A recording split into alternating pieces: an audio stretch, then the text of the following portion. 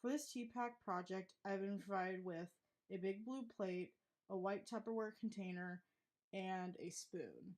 And I'll be making a peanut butter and jelly sandwich with just these items. So now I have my peanut butter and jelly out. Now all I have to do is get the peanut butter and the jelly out with this spoon.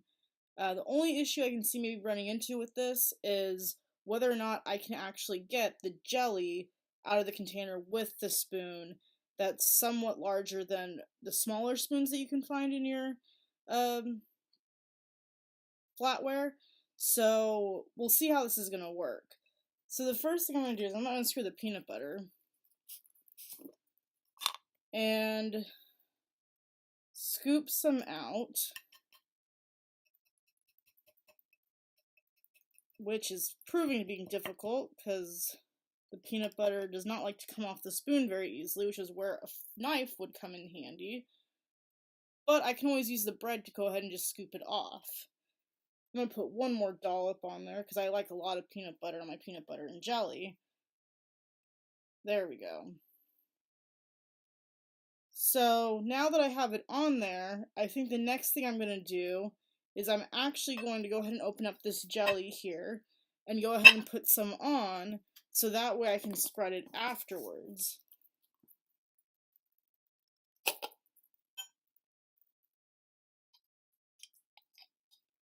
So the jelly is much easier to scoop out with this spoon, and luckily the spoon does fit into the container, as you can see, very easily.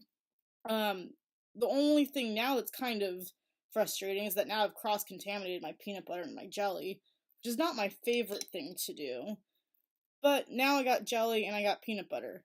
Now the question is, how do I actually spread the peanut butter and the jelly without having a knife?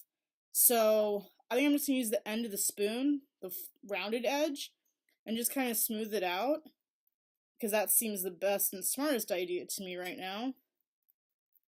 And I'm going to do the same thing with the peanut butter, which I think is going to be a bit more challenging just because it's peanut butter, so it's a bit thicker. And it's definitely harder to spread. And it would be much easier with a knife. But I'm going to make do with what I have. Thank goodness my friend chose to give me a plate, because that Tupperware box would have made it even more challenging. So now I have the peanut butter and the jelly spread kind of evenly on each side, at least to the best of my ability.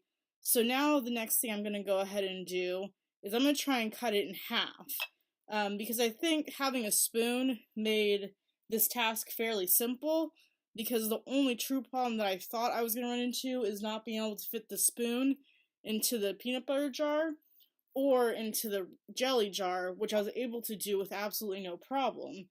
So I'm going to go ahead and try and cut this in half with my spoon, and we'll see how this goes.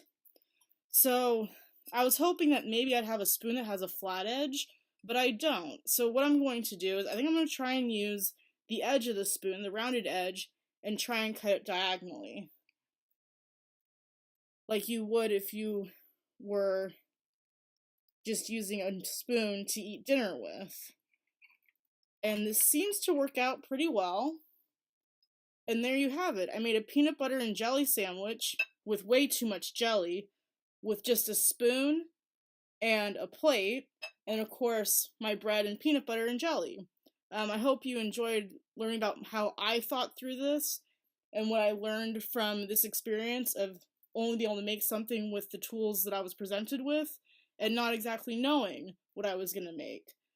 Please leave comments in the comment section below, and I hope you enjoyed this video.